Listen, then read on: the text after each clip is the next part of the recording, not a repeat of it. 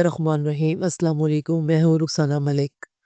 नाज़रीन किराम, इस वक्त भारत ने पाकिस्तान के खिलाफ एक मुकम्मल मनसूबाबंदी कर रखी है।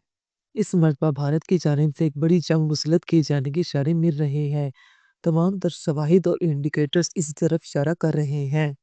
आपको बताते चलें कि इंडिया ने A864E अपाची हेलीकॉप्टर्स जो हैं वो अमेरिका से ख़रीदने थे और वहाँ उनके ऑर्डर किया हुआ था। और ये A864E अपाची हेलीकॉप्टर्स जो हैं ये बुनियादी तौर पर इंडिया ने ख़रीदे थे। इनमें से 3 हेलीकॉप्टर्स जो हैं इंडिया को पहले ही डिलीवर किए जा चुके हैं। लेकिन बाकी 3 हेलीकॉप्टर्स एक कार्गो तैयारी के ज़रिए लाए जा रहे थे। इन हेलीकॉप्टर्स को उड़ान भरकर नहीं बल्कि एक बड़ी कार्गो तैयारी के अंदर लोड किया गया था ताकि इन्हें बहिफाज़त भारत तक पहुँचाया जा सके।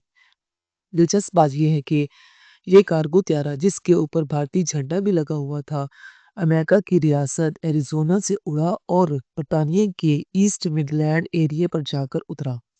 वहाँ ये तकरीबन 7 से 8 दिन तक रुका रहा। अगला मरहला भारत की तरफ प्रवास का था, मगर हैरानकुन तौर पर ये त्यारा भारत तक नहीं पहुंचा और 7 दिन बाद वो दोबारा उड़कर वापस अमेरिका चला गया।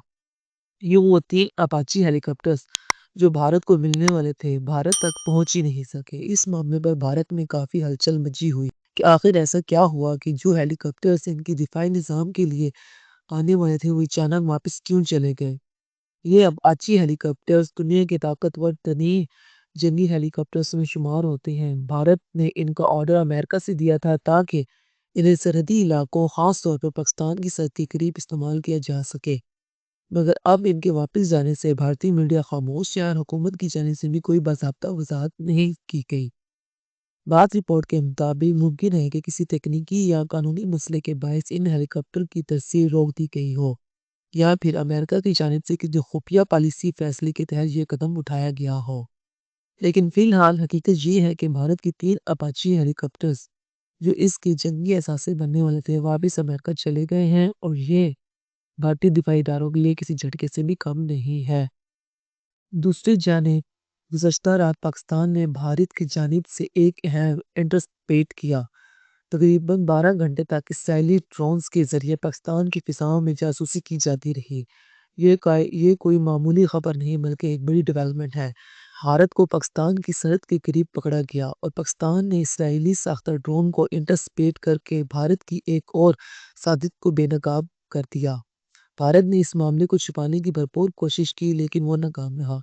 इसी दौरान नरेंद्र मोदी हुकूमत ने तुर्की को भी ललकार दिया है और तुर्की ने भी भारत को ज़बरदस्त जवाब दिया है। याद रहे मई 2025 की जंग में जो ममालिक पाकिस्तान के साथ खड़े थे, चीन के अलावा तुर्की सबसे आगे था। यही वजह है कि आज भारत के शहर तुर्की के खिलाफ बाइकॉट मुहिम चला रहे हैं, लेकिन तुर्की और अज़रबैजान ने वाज़ेह पैगाम दिया है कि वो पाकिस्तान के इत्तेहादी हैं और किसी भी हाल में पाकिस्तान का साथ देंगे। अब आते हैं भारत और तुर्की के दरमियान हालिया तनाज़े की तरफ। नई दिल्ली में होने वाले हमले को भारत की काबीना कमेटी ऑन सिक्योरिटी ने दहशतगर्दी का वाक़या करार दिया है। इसके बाद भारतीय मीडिया ने हस्बे रवायत पाकिस्तान को निशाना बनाया। उधर इस बार उन्होंने तुर्की पर भी इल्ज़ामात आयद किए कि नई दिल्ली धमाके में मुलविस अफराद को तुर्की से मदद मिल रही थी। इन झूठे इल्ज़ामात के जवाब में नई दिल्ली में मौजूद तुर्की के सफारतखाने ने सख्त रद्द-ए-अमल दिया तो भारतीय मीडिया को मुँह तोड़ जवाब दिया। तुर्की के सफारतखाने में बयान में कहा गया है कि भारतीय मीडिया ने बददियानती पर मबनी झूठी रिपोर्ट्स शाया की जिनमें तुर्की पर दहशतगर्द तंजीमों की मदद करने का इल्ज़ाम लगाया गया है। बयान में वाज़ेह किया गया है कि ये सभी झूठी मुहिम का हिस्सा है जिसका मकसद दोनों ममालिक के ताल्लुकात को ख़राब करना है। तुर्की ने दो टोक अल्फाज में कहा कि वो हर किस्म की दहशतगर्दी की मज़ामत करता है और आलमी बरादरी के साथ ताउन के ज़रिए दहशतगर्दी के खिलाफ नुमायाँ किरदार अदा कर रहा है। तुर्की ने भारत के इल्ज़ामात को सरासर बेबुनियाद करार दिया है और कहा है कि ये फेक न्यूज़ और गुमराहकुन प्रोपेगेंडा है। ये पहला वाक़या है कि तुर्की के सफारतकारों ने भारत के अंदर मौजूद मोदी सरकार के प्रोपेगेंडे का बरास्त जवाब दिया है। मई 2025 की जंग के दौरान भी भारतीय मीडिया ने यही दावा किया था कि तुर्की ने न सिर्फ अपने बैरकदार और आकांक्षी ड्रोन्स पाकिस्तान भेजे बल्कि तैयब उर्दवान ने अपने ड्रोन माहिरीन को भी पाकिस्तान रवाना किया।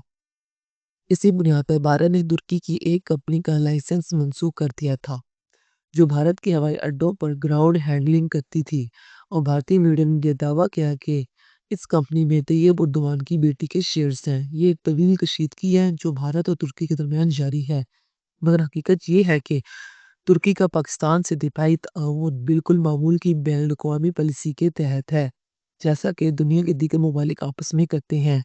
اب ذرا نظر ڈالتے ہیں لائن آف کنٹرول LOC کی صورتحال پر، جہاں اسرائیلی ساختہ ہیرو نامی جاسوسی ڈرون جو کہ انویٹ ایریل ویکل UAV ہے، بھارتی فضائیہ کے سری نگر ایئر بیس سے اڑا اور 14 گھنٹے تک پاکستان کی سرحدی علاقوں کی جاسوسی کرتا رہا۔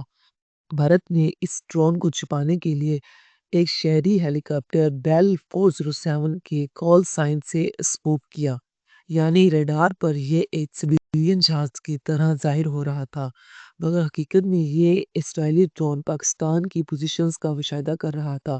سوال یہ ہے کہ کوئی سویلین ہیلی کاپٹر 14 گھنٹے تک فضا میں کیسے رہ سکتا ہے؟ یہ ممکن ہی نہیں ہے۔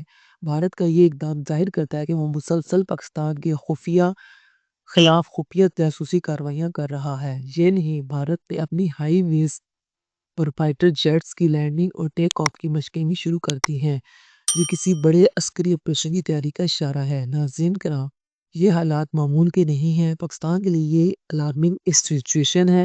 اللہ تعالیٰ پاکستان کا حامی و ناصر ہو۔ اللہ نگہبان۔ پاکستان زندہ باد۔